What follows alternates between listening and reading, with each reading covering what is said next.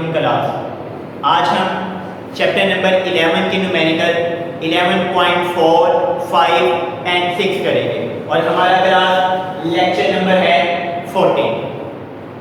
Page number 35 देखिएगा, numerical 11.4। इसकी statement, a doctor counts 72 heart beats in 1 minute. कि एक डॉक्टर है 1 मिनट के अंदर काउंट करता है हार्ट बीट्स कितनी, 72। कैलकुलेट, अब कैलकुलेट क्या करनी है, frequency and time period of the heart beat.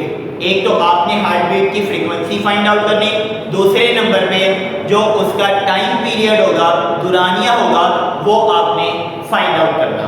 अब क्लास गिवन डाटा देखिएगा स्टेटमेंट के अंदर, number of counts of heart beat कितनी दी गई है स्टेटमेंट के अंदर, 72। जबकि उसकी ड्यूरेशन कितनी है, टाइम कितना है, टोटल टाइम है इज इक्वल टू 1 मिनट। अब 1 मिनट के अंदर कितने सेकंड होते हैं क्लास, 60। तो यहाँ पे आप मिनट को सेकंड्स के अंदर कन्वर्ट किया तो टाइम आ गया 60 सेकंड। अब आपने फाइंड आउट दो चीजें करनी है, एक तो फ्रीक्वेंसी ऑफ हार्ट बीट और time period of the heart beat. अब फ्रीक्वेंसी फाइंड आउट करने का फार्मूला होता है number of vibrations divided by time taken. क्या होता है class, number of vibrations divided by time taken. अब यहाँ पे number of vibration, number of count of heart beat है 72 और टाइम कितना लगा, 60 सेकंड। तो हम यहाँ पे फार्मूला अप्लाई किया, F is equal to number of vibration या number of count of heart beat को मैंने स्मॉल m से रिप्रेजेंट किया, डिवाइडेड बाय टाइम टेकन। ठीक हो गया क्लास। अब n की जगह आपने पुट कर दी वैल्यू 72 डिवाइडेड बाय टाइम कितना आया हमारे पास 60। तो 72 को अंदर रखें, 60 पे डिवाइड करें तो इसका आंसर क्लास कैलकुलेट करेंगे, F is equal to 1.2 hertz. ठीक हो गया क्लास। आप यहाँ पे फिर नोट कर लीजिएगा, मैंने number of count of heart beats को फार्मूले के अंदर m से रिप्रेजेंट कर दिया। देख पहले तो आप यहाँ पे भी इसको रिप्रेजेंट कर दीजिएगा, वरना आप यहीं पे रिप्रेजेंट करके डायरेक्ट वैल्यू पुट करें और आप इसका आंसर फाइंड आउट कर सकते हैं। अब दूसरे नंबर पे आपने चीज निकाली टाइम पीरियड। अब टाइम पीरियड का क्या फार्मूला होता है, T is equal to 1/f, the reciprocal of frequency is called time period। ये आपने चैप्टर नंबर 10 के अंदर फ्रीक्वेंसी और टाइम पीरियड दोनों की डेफिनेशन पढ़ी थी। अब फार्मूले के अंदर वैल्यू पुट करें, capital T is equal to 1 में ऐसे क्या वैसे f की वैल्यू कितनी है क्लास, 1.2।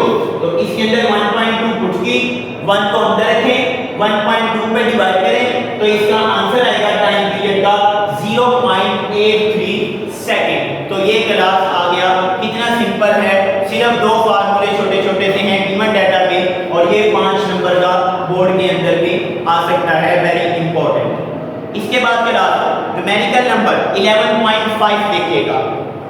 एक मैरिन सर्वे शिप है, सेंड करती है आवाज को, sound wave straight through the sea bed. Sea bed पे जो समंदर की गहराई होती है, जमीन वाला हिस्सा होता है। It receives an echo 1.5 second later और एक 1.5 सेकंड्स के बाद आपको उसकी इको सुनाई देती है, रिसीव होती है। The speed of sound in sea water is 1500 meter per second. जबकि साउंड की जो स्पीड है वो कितनी है, 1500 meter per second. Find the depth of the sea at this position. तो आपने क्या फाइंड आउट करना है, सी की गहराई फाइंड आउट करनी है उस पोजीशन पे जहां पे वो टकरा के वापस आती है। तो वो आपने उसकी डेप्थ सिर्फ आपने फाइंड आउट करनी है। अब क्लास यहाँ पे भी गिवन डाटा देखेगा, दो चीजें दी गई हैं, स्पीड कितनी है, speed of sound 1500 meter per second. अब क्लास मैंने साउंड को रिफ्लेक्ट किया समंदर के अंदर, सी के अंदर, तो वो जमीन के साथ टकरा के, सी बेड से टकरा के वापस आई। तो ये आ गई दो ड्यूरेशन, वापस जाना, वापस उसके साथ टकराना और फिर वापस पलट आना। तो यहाँ पे दो ड्यूरेशन है, तो टोटल टाइम इसमें लगता है 1.5 सेकंड। लेकिन क्लास हमने सिर्फ डेप्थ फाइंड आउट करनी है। रिफ्लेक्ट बैक होगे तो आपकी दोबारा इको आती है, लेकिन जस्ट मैंने वन साइड की डेप्थ फाइंड आउट करनी है, तो टाइम भी क्या लूंगा, वन साइड का लूंगा। तो मैं यहाँ पे लिखूंगा टाइम फॉर वन साइड, तो उसको मैंने स्मॉल टी से रिप्रेजेंट किया। टाइम आपके पास टोटल टाइम था 1.5 सेकेंड, तो मैंने उसको 2 पे डिवाइड कर दिया, क्योंकि टू साइडेड थे, टकराना और फिर वापस आना। अब क्या t equal to total time 1.5 divided by 2, तो 1.5 को अंदर रखें, 2 पे डिवाइड करें, तो इसका आंसर आएगा t इक्वल टू 0.75 सेकंड। तो ये आ जाएगा टाइम फॉर वन साइड। अब क्या आपने फाइंड आउट करना है डिस्टेंस। आपने 9th क्लास के अंदर चैप्टर नंबर 2 में भी ये फार्मूला पढ़ा होगा, याद आता है कुछ, s इक्वल टू vt। तो v हमारे पास क्लास क्या था, 1500 meter per second multiply by time कितना हमारे पास आया फॉर वन साइड 0.75। तो आप 1500 को 0.75 के साथ मल्टीप्लाई करें तो इसका आंसर आ जाएगा 1125 1125 मीटर इसका आंसर आ जाएगा। ये होगी उस सी बेड की आपकी डेप्थ होगी अपर सरफेस से पूरे समंदर की। तो अब क्लास देखेगा न्यूमेरिकल खत्म, कितना छोटा सा न्यूमेरिकल है क्लास देखेगा। आगे 11.6 बिल्कुल सेम इसी मेथड से आप न्यूमेरिकल सॉल्व करेंगे। स्टेटमेंट देखेगा page number 35 11.6 numerical. A student clapped his hand near a cliff and heard the echo after 5 seconds। एक स्टूडेंट है, एक चोटी के सामने खड़ा है, क्लैप करता है हाथों से, तो उसको इको सुनाई देती है 5 सेकंड्स लेटर।